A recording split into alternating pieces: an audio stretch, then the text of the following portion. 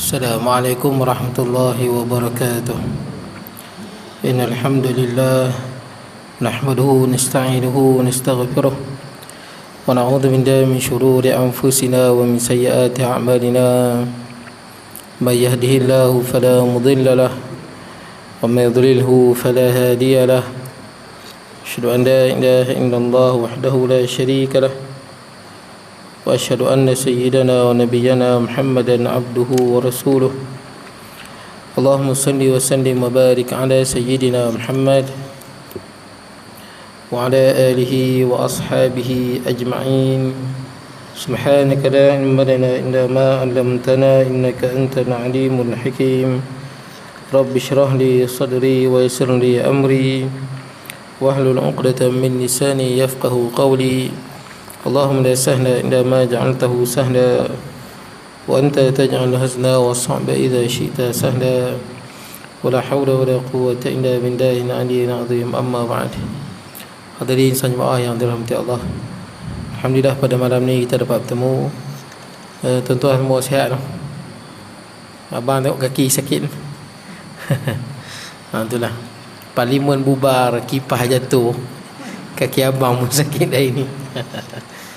Kita doalah negara kita ni aman lah tuan-tuan. Betul tak? Kita pun risaulah nak banjir ni. Amerika pun keluarkan amaran pada rakyat dia yang berada di Malaysia kan. Kita pula nak PRU lagi ni tuan-tuan ni. Jadi jangkanya tengah bulan 11 kita akan jadi apa? Cuaca yang tak menentu lah tengah bulan 11. Jadi pilihan raya tu kena cepat lah. Dan kita harap kerajaan yang naik nanti okey lah tuan-tuan. Kita tak tahu lagi tuan-tuan. Semua 50-50. Wallahu alam siapa yang naik nak naik tuan-tuan. Baik. Jadi ingat tuan-tuan, antara rahmat Allah ni pada sebuah negara tu, apabila Allah Ta'ala melantik pimpinan dia pimpinan yang baik, yang bebas rasuah. Sultan pun dah ingatkan dalam khutbah, Ustaz nak khutbah kan, Sultan Perak lah, Sultan Nazrin pun ingatkan gejala rasuah yang sangat tak terkawal lah Malaysia ni. Ada titah Sultan kan beberapa hari yang lepas, ada dia keluar satu titah pada Istana Perak. Jadi kita harap yang naik ni tak ada rasuah lah. Ada rasuah ni kacau tuan-tuan. Yang kedua ni amanah lah. Yang ketiga ni kesian pada rakyat. Kemudian adil lah dalam pembahagian bantuan, betul tak? Tanpa mengira warna kulit, tanpa mengira parti, semua dapat. Kita harap gitulah. Tapi bila sebuah rakyat itu, sebuah negara itu rakyat dia baik, antara rahmat Allah Ta'ala jadikan pemimpin yang baik. Tapi kalau kebanyakan rakyat negara itu banyak yang tak solat, banyak yang lakukan maksiat, yang tidak mengendahkan agama, antara hukuman Allah pada rakyat itu, Allah Ta'ala jadikan pemimpin mereka pemimpin yang zalim sebagai hukuman ke atas perbuatan mereka. Sebab tu dalam Quran sebut wa kadzalika ja'alna apa? Wa kadzalika nuwalli ba'dadh zalimin ba'dan bima kanu yaksibun. Demikianlah kami jadikan sebahagian orang yang zalim menjadi pemimpin kepada orang yang zalim sebagai balasan di atas apa yang mereka lakukan.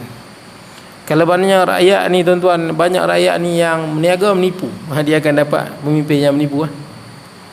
Kalau banyak rakyat ni tuan-tuan melakukan zina, dia akan dapat pemimpin yang lagu tu.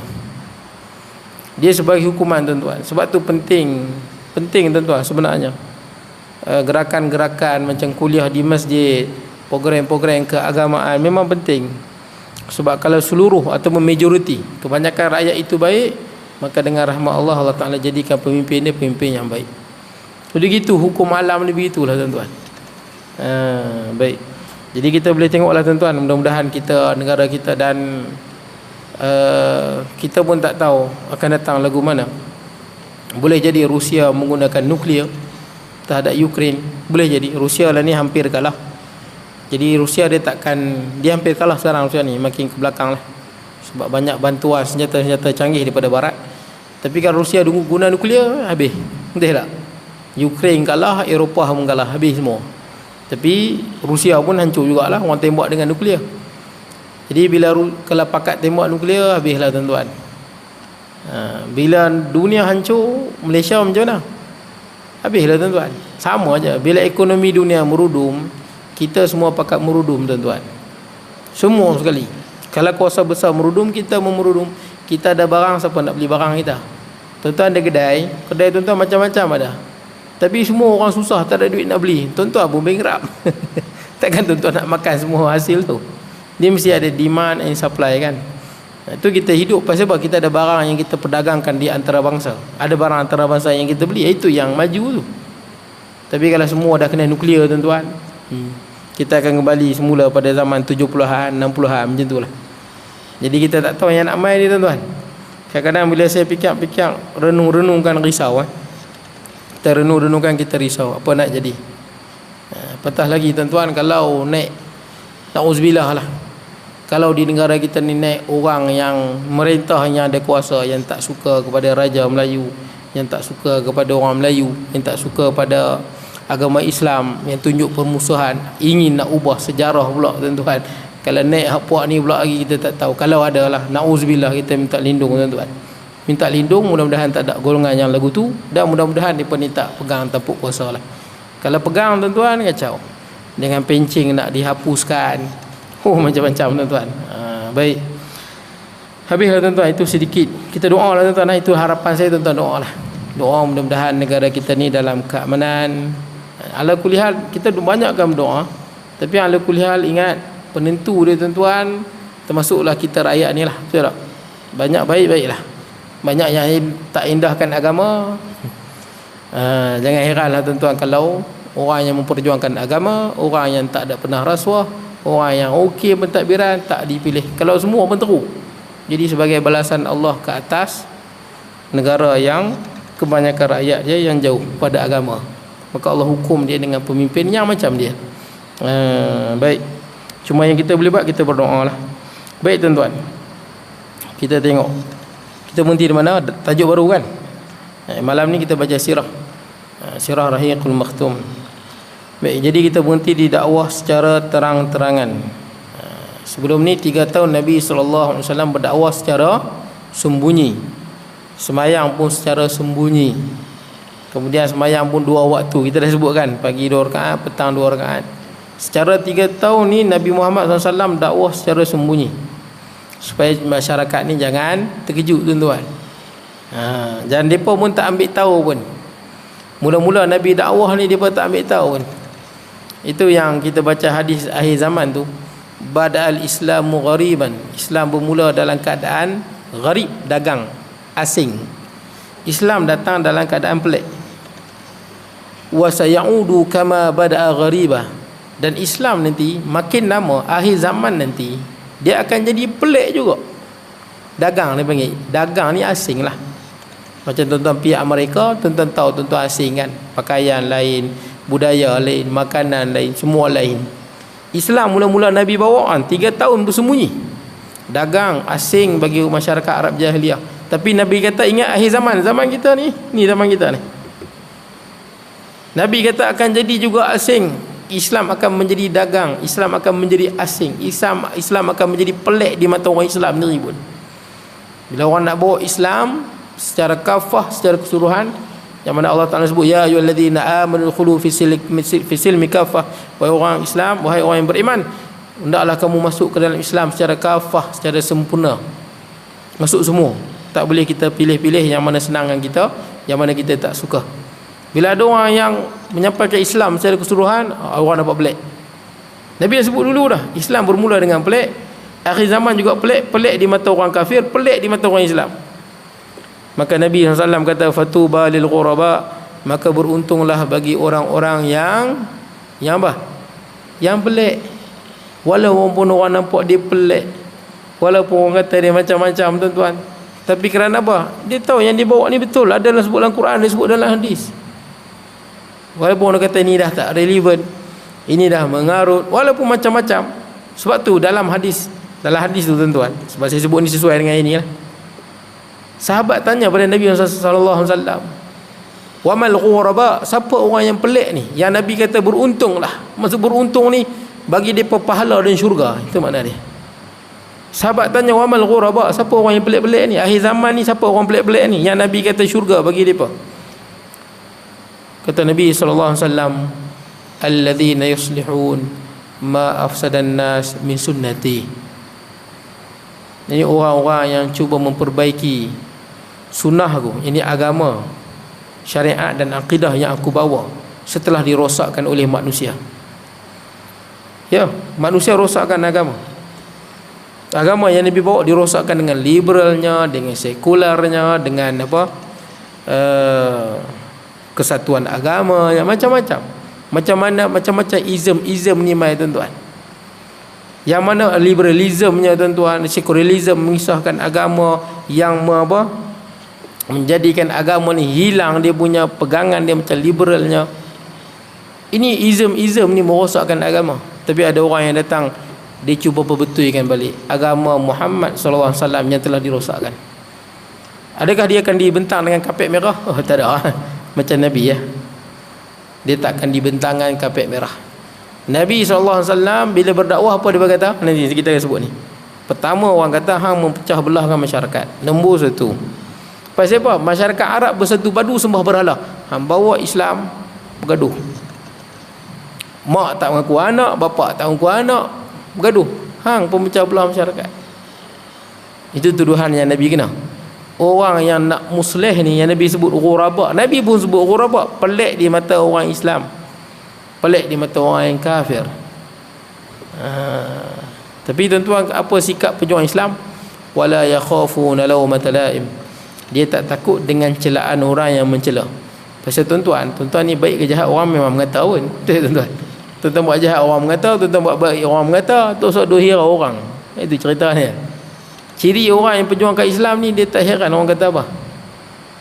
Selagi mana yang dia kata tu kerana kita memperjuangkan kebenaran. Nak kata apa kata. Sebab tu nak jadi pejuang Islam, nombor satu, jangan duk heran orang kata apa. Nah itu Allah Ta'ala puji pejuang Islam ni, dia tak takut orang kata apa, tak terkesan pun dengan orang kata apa. Baik tuan-tuan, jadi ini Nabi nak dakwah terang-terangan. Kita tengok macam mana peliknya tuan-tuan Nabi mula-mula berdakwah. Dah akhir zaman makin pelik lah zaman kita lah tuan-tuan. Baik tuan-tuan, dakwah secara terang-terangan. Qala musannifu rahimahullahu ta'ala wa nafa'ana bi ulum fid dar, yang kata pengarang, pertama kali menampakkan dakwah. Mula-mula sembunyi, kemudian menampakkan dakwah. Wahyu pertama yang turun dalam keadaan ini terdapat dalam firman Allah. Ini perintah Allah supaya terang-terangan. 3 tahun sembunyi, orang yang Nabi percaya, Nabi berdakwah. Yang saya sebut kat tuan-tuan, mula-mula Nabi dakwah, siapa masuk Islam? Khadijah. Lepas tu siapa? Zaid bin Harisah, anak angkat Nabi SAW. Abu Bakar As-Siddiq. Kemudian siapa? Ali bin Abi Talib. 4 ni masuk Islam hari pertama. Lepas tu siapa yang masuk Islam? 10 orang yang jamin syurga tu, kecuali Sayyidina Umar. Sayyidina Umar lambat sikit. Di atas tangan Sayyidina Abu Bakar tuan-tuan. Nak harap pada isteri Nabi Siti Khadijah, dia seorang perempuan, dia agak terbatas. Nak harap pada Sayyidina Ali, Sayyidina Ali baru 4 tahun. Macam mana nak berdakwah pada orang yang dewasa? Nak harap pada Zaid bin Harisah, dia bekas hamba, orang Arab tak pandang. Maka harapan Nabi SAW terletak pada Sayyidina Abu Bakar radhiyallahu anhu. Di tangan Sayyidina Abu Bakar masuk Islam Uthman bin Affan, Zubair bin Awam, Talha bin Ubaidillah, Sa'ad bin Waqqas, Abdurrahman bin Auf, Sa'id bin Zaid. Ramai masuk Islam di tangan siapa? Sayyidina Uthman bin Affan. Di atas tangan Sayyidina Abu Bakar radhiyallahu anhu. Baik. Jadi dah habis fasa tu 3 tahun. Yang masuk Islam tak ramai, sikit je. Sekarang ni masuk fasa perintah Allah, kena terang-terangan. Wa anzir ashiratakal aqrabin, surah Syu'ara. Dan berilah peringatan kepada kerabat-kerabatmu yang dekat. Masa ni perintah Allah, tak boleh sembunyi dah, kena bagi tahu pada kerabat yang dekat. Siapa dia? Pak saudara. Pak saudara dululah. Pak saudara dan sepupu sepapat lah. Panggil dia semua. Syu'ara. Permulaan surah Syu'ara yang memuatkan ayat ini menyebutkan kisah Musa dari permulaan nubuah hingga hijrah Bani Israel. Ini surah Syu'ara ni. Ni ayat 214. Pengarang ni kata surah Syu'ara ni Allah Ta'ala mula-mula cerita tentang Nabi Musa alaihi salam. Sampailah berhijrah dengan Nabi, berhijrah dengan kaum dia, Bani Israel. Allah nak bagi gambaran pada Nabi Muhammad SAW. Perjuangan ini bukan mudah, susah. Nah, perjuangan tak ada perjuangan yang senang, susah. Cerita Nabi Musa ni tuan-tuan, nama Nabi Musa disebut dalam Quran 136 kali. Ni Nabi Musa daripada mula-mula sampai berhijrah. Berhijrah masa bila? Sampai Firaun tenggelam dalam Laut Merah tu. Nabi Musa selamat dari Firaun dan kaumnya. Mereka telah tenggelam di telan laut. Tahap ini muatkan kisah Nabi Musa menyeru Firaun dan kaumnya untuk menyerah Allah, untuk menyembah Allah. Cerita bagaimana susahnya Nabi Musa alaihi salam pada tangan Firaun sampailah Nabi Musa berjaya. Tapi cerita dia panjang. Sampailah Allah Ta'ala beritahu Nabi Musa menang dengan kaumnya. Ketika mana Nabi Musa lintas Laut Merah tu.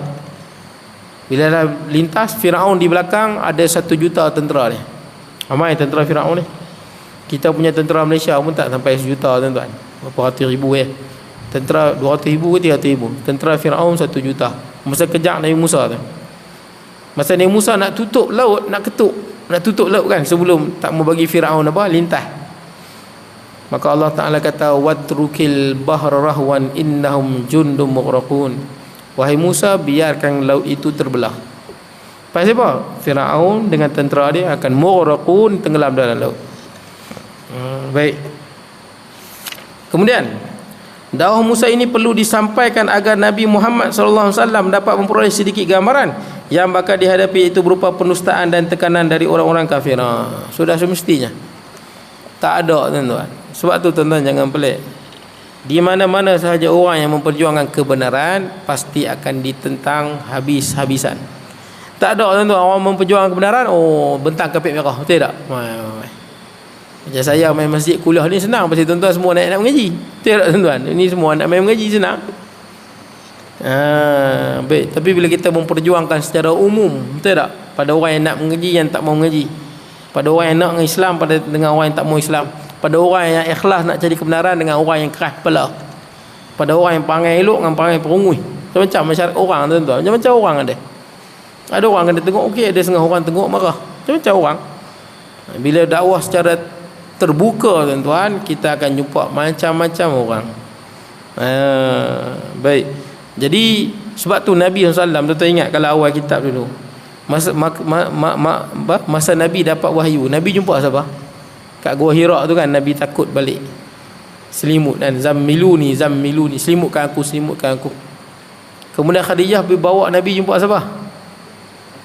Waraqah bin Naufal. Waraqah bin Naufal ni di Islam. Dia ikut ajaran Nabi Ismail ataupun ajaran Nabi Isa. Dia ikut, di Islam. Dia ahli syurga. Waraqah bin Naufal. Waraqah bin Naufal dah kata dah, yang datang pada kamu tu namus, itu Jibril alaihi salam. Kamu akan dihalau, kamu akan didustakan, kamu akan dilawan. Kan Waraqah beritahu dah. Kemudian Nabi Muhammad SAW kata, adakah saya akan didustakan, dilawan? Kata Waraqah, kata tidak ada orang yang bawa dakwah macam kamu kecuali dia akan ditentang. Tuan-tuan baca je kisah semua Nabi. Betul? Nabi mana yang dia main dakwah? Okey, orang bentang kapit merah. Sila. Ada? Tak ada tuan-tuan. Nabi apa? Semua ditentang habis-habisan. Yang dibunuh pun ada. Ada Nabi yang dibunuh? Dah? Kullama ja'akum rasulun bima la tahwa anfusukum mustakbartum fariqan kadzabtum wa fariqan taqtulun. Allah Taala cerita pasal Bani Israel. Tiap kali datang rasul yang tak sesuai dengan nafsu hampa, sebahagian rasul hampa dustakan, sebahagiannya hampa bunuh. Buka dalam tafsir Jalalain Imam As-Suyuti rahimahullah, disebut antara yang dibunuh siapa dia? Nabi Zakaria dengan Nabi Yahya. Nabi Zakaria dengan Nabi Yahya bukan sekadar orang lawan, orang bunuh. Ni Nabi. Nabi Isa tuan-tuan, dia pun nak bunuh, betul tak? Pasal apa dia nak bunuh Nabi Isa tuan-tuan? Pasal Bani Israel ni, orang Yahudi yang ada di Israel yang jahat ni tuan-tuan, itulah tu. Depa tu keturunan, kebanyakan Nabi keturunan depa. Pasal apa banyak Nabi keturunan depa? Pasal depa memang teruk. Itulah cerita dia. Jadi banyak rasul datang di kalangan depa nak betulkan depa, nak luruskan pasal ketegak depa ni, depa punya perangai ni teruk tuan-tuan. Ada sepagi depa bunuh 70 Nabi, teruk Bani Israel ni. Tu yang banyak Nabi di kalangan depa tu. Dan menjadi kelebihan jugalah. Kelebihan depa bagi umat yang lain, banyak Nabi daripada bangsa depa. Depa nak bunuh Nabi Isa. Pasal apa nak bunuh Nabi Isa? Masa zaman Nabi Isa tu, Bani Israel ni ditindas oleh Rom, orang putih. Mak Saleh tindas depa. Depa nak nabi yang datang, nabi yang macam Nabi Sulaiman. Nabi dan dia ada kuasa pemerintahan. Boleh arah angin, boleh arah jin, boleh bercakap dengan binatang. Nabi yang ada kuasa nak kalahkan Rom. Ni main Nabi Isa, betulkan balik akidah depa, betulkan balik syariat depa. Sakit hati depa, baik tak payah main nabi. Kami nak nabi macam Nabi Sulaiman. Tu yang depa nak bunuh Nabi Musa tu. Nak bunuh Nabi Isa. Pasal tak sesuai dengan nafsu depa. Kami bukan nak nabi lagu ni, kami nak macam Nabi Sulaiman tu. Tu yang depa nak bunuh Nabi Isa AS. Nabi Isa naik ke langit kan, hidup lagi Nabi Isa AS. Tu perangai tuan-tuan. Padahal Nabi Isa tu handsome-nya, akhlak baiknya. Tak ada nabi ni mana ada menyakitkan hati orang tuan-tuan. Nabi ni tak ada menyakitkan hati orang. Tapi sebaik-baik nabi tu pun orang nak bunuh. Apatah lagi kita manusia biasa yang bukan nabi. Sekadar kita memperjuangkan kebenaran, oh lagi teruk lah kena tuan-tuan. Peribadi kita tak sebanding dengan nabi pun. Baik tuan-tuan. Kemudian akan didustakan dan tekanan daripada orang-orang yang kafir. Surah ini juga memuatkan kesudahan yang dialami oleh orang yang mendustakan para rasul seperti yang terjadi pada kaum Nuh. Surah Syuara sebut. Syuara ni maksud dia penyair-penyair. Kenapa sebut surah Syuara? Sebab dia sebut wasyuara yabtaghi apa? Yattabi'uhumul ghawun. Sebut. Syuara Arab ni dia pandai syair. Kita macam sajak lah kan. Kita sebut syair kan daripada Arab tu. Syair tu daripada perkataan Arab yang dimelayukan. Arab ni banyak syair, ungkapan yang indah-indah. Tapi kenapa ada surah ni? Dan penyair-penyair itu yang ikut dia adalah orang-orang yang ghawun, sesat. Sebab zaman Nabi Muhammad SAW, orang yang lawan Nabi di antara penyair, dia pun buat syair-syair kutuk Nabi, buat syair-syair serang Nabi Muhammad SAW. Jadi dalam surah ni Allah Ta'ala ceritakan tentang kaum Nabi Nuh. Nabi Nuh tuan-tuan yang beriman tak sampai 100. Ada kata 82, ada yang kata 86. Pendek kata dalam 80 tuan-tuan. Yang lain semua kafir. Habis itu pergi mana semua? Mati semua kan. Bumi jadi banjir, satu muka bumi banjir. Jadi bola ayak. Jadi bola ayak. Satu muka bumi ni jadi bola air. Tidak ada darat yang tak ada air, semua ada air. Sebab tu Allah perintahkan dalam Quran, ambil binatang min kulli isnaini zawjaini isnain, min kulli zawjaini isnain. Ambil binatang tu pasang-pasang. Harimau 2 pasang, singa 2 pasang, semua 2 pasang. Pasal apa tuan-tuan? Pasal banjir ni datang, rimau mati, singa mati, semua mati. Ikan tak matilah, ikan dia duduk dalam ayam. Binatang darat semua mati. Sebab tu kapal Nabi Nuh dia berapa tingkat? 3 tingkat. Kapal Nabi Nuh ni canggih tuan-tuan. Nabi Nuh AS buat 3 tingkat. Macam mana Nabi Nuh boleh buat kapal hebat sangat tu? Pasal Nabi Nuh memang tukang kayu. Maksud dia apa tuan-tuan? Makna dia tuan-tuan, selagi mana nama manusia duduk dunia ni kerja. Jangan duduk saja. Siapa duduk dunia ni duduk saja, dibenci oleh agama. Agama Islam benci orang yang duduk saja.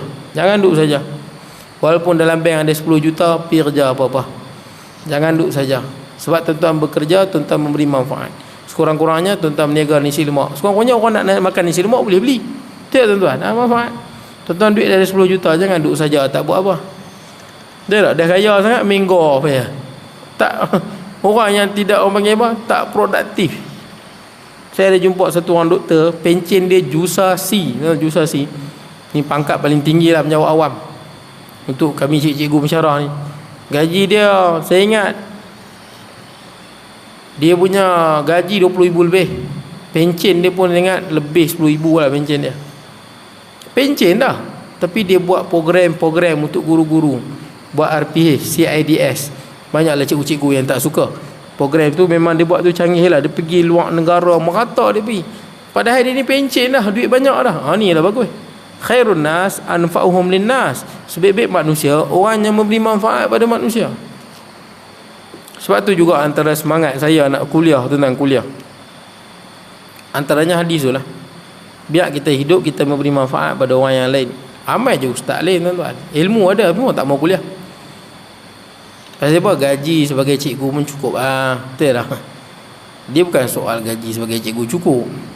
Soalnya kita nak menyampaikan ilmu. Betul tak? Soalnya kita nak menyampaikan ilmu.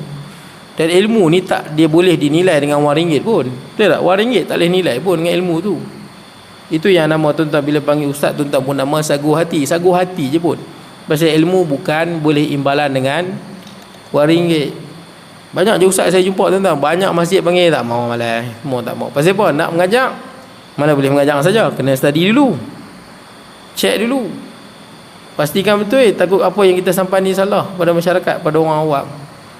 Sebaik-baik manusia orang yang beri manfaat pada manusia yang lain. Anfa'uhum linnas. Boleh dah.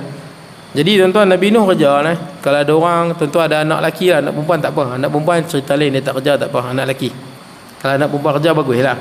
Besar rahmat lah anak perempuan kerja, tolong tuan-tuan, bagus sangat lah.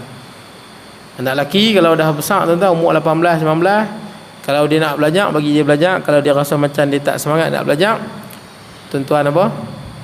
Tuan-tuan bagi apa yang dia nak lah. Dia nak mengai ke? Dia nak mengai, tuan-tuan belilah. Mancing ke apa kat dia, pergilah buat kerja. Jangan duduk saja. Nah, Nabi-Nabi bekerja tuan-tuan. Nak mancing ke, beli jala kat dia ke tuan-tuan. Apa sajalah. Jangan duduk saja. Pasal duduk saja ni bahaya tuan-tuan. Duduk saja main handset, itu yang dia boleh hisap dadah, dia boleh hisap gam, dia merapu jadinya tuan-tuan. Ya, anak-anak tuan-tuan, ada suatu ada ulama sebut faraghus syabab yuqtiluh, ni memang betul pun. Masa lapang pemuda itu membunuh dia. Dia masa lapang ni dia akan datang pick up bukan-bukan, dia main aktiviti bukan-bukan. Bila dia sibuk dengan benda yang manfaat, tak ada masa dengan benda yang mengarut. Macam tu tuan-tuan, suruh dia kerja.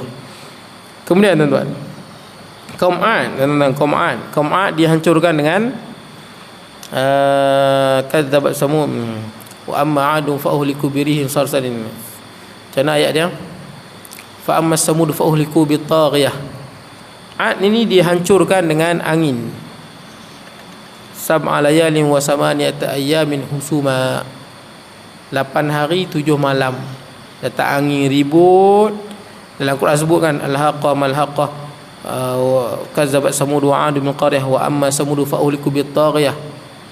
Kaum Ad Allah hancurkan dengan apa? Wa amma 'adu fa uhliku birihin sarsarin 'atiyah sakhara 'alaihim sab'a layalin wa samaniyata ayyamin husuma. Selama 8 hari 7 malam datang angin ribut sejuk. Depa ni kerana depa mengingkari Nabi Hud.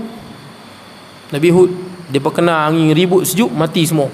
Selama 8 hari 7 malam mati semua. Kemudian cerita kaum Samud. Ad dengan Samud ni bangsa Arab tuan-tuan, bangsa Arab Baidah dia panggil. Arab kuno. Ad dengan Samud adalah bangsa Arab. Depa duduk di Jazirah Arab. Depa duduk di Jazirah Arab. Jadi depa ni dihancurkan. Samud dihancurkan dengan apa? Jibril tempik. Tahu Samud kan? Nabi Soleh yang unta Nabi Samud tu. Dia pernah unta Nabi Soleh tu. Depa yang minta kat Nabi Soleh keluarkan unta daripada batu ni. Dan unta ni boleh bagi susu satu kampung. Depa cabar Nabi Soleh. Kalau betul Nabi, naknya depa ni cabar saja, bukan nak beriman pun. Depa nak malukan Nabi Soleh di hadapan pengikut Nabi Soleh. Nabi Soleh ni pengikut dia orang miskin, hamba. Tuan-tuan perasan tak? Semua Nabi berdakwah, yang mula-mula beriman orang miskin, yang mula-mula beriman hamba, yang mula-mula beriman orang yang tak ada kedudukan. Pasal apa? Pasal orang lagu ni tak ada sebab untuk bersifat keras kepala tuan-tuan. Sebab tu ingat, pangkat kedudukan ni ujian tuan-tuan. Pangkat dan kedudukan ni ujian. Sebab bila ada pangkat dan kedudukan, bila datang Rasul yang tak ada pangkat macam kita, dia nak terima tu susah. Pasal dia ada sombong lah hati tu. Kadang-kadang orang yang ada pangkat, orang bawah tegur, dia terasa walaupun dia salah. Betul tak? Dia memang salah, orang bawah tegur. Hang siapa? Dia mula dah hang siapa tu, dia sombong. Hang siapa? Sebab itu pangkat dengan harta itu ujian. Ada setengah orang kaya saya jumpa, ada ramai orang kaya baik. Ada setengah orang kaya saya jumpa belagak tuan, sembang belagak. Adalah orang saya jumpa, kalau dia menyembang, dia kutuk orang saja, dia kutuk kawan ni, dia kutuk kawan ni, dia kutuk kawan ni. Orang kutuk dia tak boleh, dia kutuk orang boleh. Pasal apa? Pasal dia duit banyak. Ada orang panggil lagu tu tuan-tuan. Jadi sebab tu pengikut Nabi ni banyak orang susah-susah. Bila Nabi Nuh, Nabi Soleh berdakwah, pengikut dia semua orang susah, hamba, orang miskin. Sebab tu jangan sedih tuan-tuan diuji dengan kemiskinan. Kadang-kadang itu baik untuk kita tuan-tuan, supaya kita ni tak ketegang sangat tuan-tuan. Ada setengah orang ni dengan pangkat dia jadi ketegang, payah nak terima nasihat. Kecuali dia apa? Kecuali dia fikir dan dia insaf. Dia fikir, dia insaf, insya-Allah. Ada je orang kaya macam Sayyidina Abu Bakar, nampak Abdul Rahman bin Auf kaya, terima Islam. Baik, jadi tuan-tuan, depa minta kepada Nabi Soleh, kata, wahai Nabi Soleh, kalau hang betul Rasul, hang nampak batu tu buat keluar unta. Hang keluar unta pada batu ni, unta ni besar dan unta ni boleh bagi susu satu kampung. Nabi Soleh kata, kalau aku minta lagu tu, hang beriman tak? Okey, kami beriman. Depa yakin Nabi Soleh tak boleh buat. Depa minta tu untuk malukan Nabi Soleh depan pengikut dia Islam tu, nak bagi malu. Pasal dia kata, mana boleh unta keluar pada batu ni? Mana boleh unta bagi susu satu kampung? Seluruh penduduk Samud dapat susu. Ni mustahil. Nabi Soleh kata, kalau aku buat, hamba beriman tak? Beriman. Nabi Soleh pergi semayang, berdoa, terbelah batu tu, keluar sungguh unta. Saiz macam mana dia sebut. Dan memang susu dia satu kampung kaum Samud semua dapat susu. Luar akal dia tuan-tuan. Macam air Zam-Zam kan.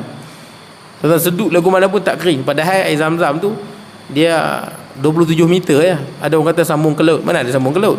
Dia 27 meter ya. Tuan-tuan sedut lagu mana takkan kering air Zam-Zam. Pelik tuan-tuan. Itu antara karamah sebenarnya. Karamah yang Allah berikan kepada Hajar, isteri Nabi Ibrahim. Jadi tuan-tuan, kaum Samud ni letak bekas yang depan pintu. Unta tu main lalu, unta tu perah sendiri susu tu. Unta tu perah sendiri susu tu. Saya tak tahu macam mana dia apa. Dia kemukkan dia punya kantung tetek dia tu supaya keluar susu. Tapi tak payah perah. Semua letak je. Nah, letak bekas susu. Pagi-pagi unta tu main penuh susu depa. Seluruh penduduk Samud. Depa beriman tak beriman? Tak beriman. Pasal apa? Leceh lah. Kami ni pemimpin, betul tak? Kami ni orang yang ada duit. Kami ni bangsawan. Soleh ni orang bukan ada nama pun, orang miskin. Pengikut dia pun orang miskin. Rasa leceh tuan-tuan. Itu bahaya tuan-tuan. Ingat, semua benda yang kita dapat ni ujian. Jangan sampai kita jadi keras kepala dan ketengak bila kita duduk di satu tempat. Itu ujian yang Allah berikan. Jadi tuan-tuan, mereka tak mau. Lepas tu mereka kata apa kat Nabi Soleh? Nabi Soleh kata jangan bunuh. Mereka bunuh. Betul tak? Mereka bunuh.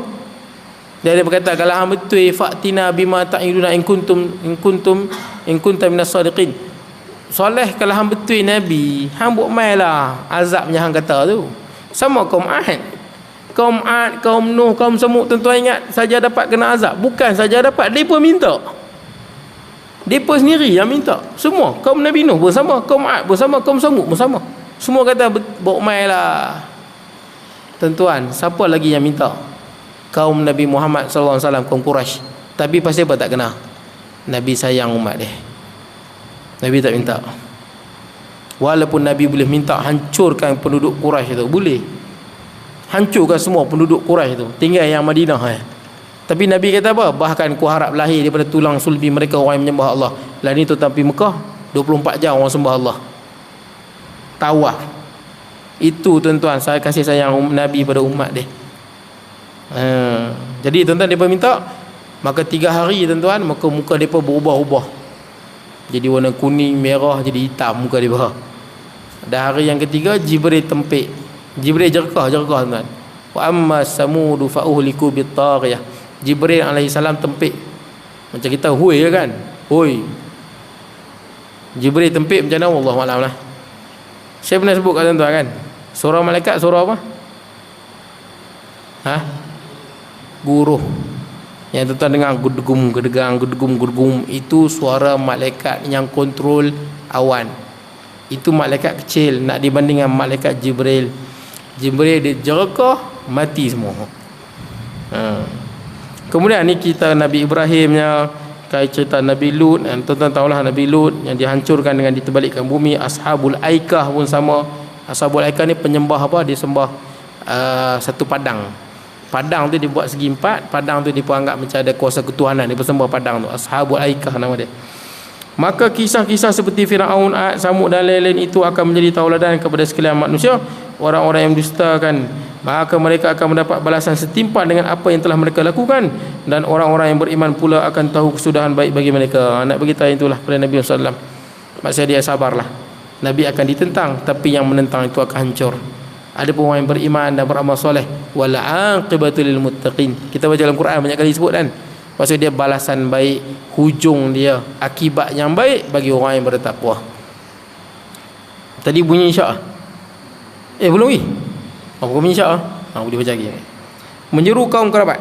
Langkah pertama yang dilakukan oleh Nabi SAW setelah turun ayat di atas ialah dengan mengundang Bani Hashim.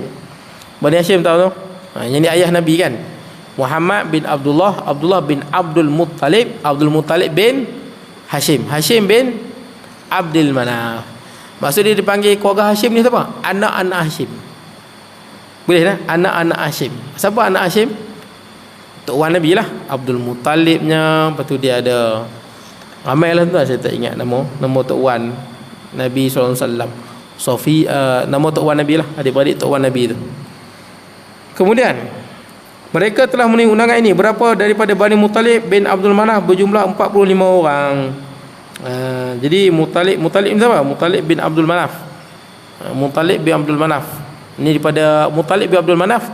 Ini keluarga Nabi. Keluarga Nabi di belah pak saudara Nabi jugalah, Al-Muttalib bin Abdul Manaf. Berjumlah 45 orang. Sebelum baginda bicara, Abu Lahab sudah mulai ucapannya.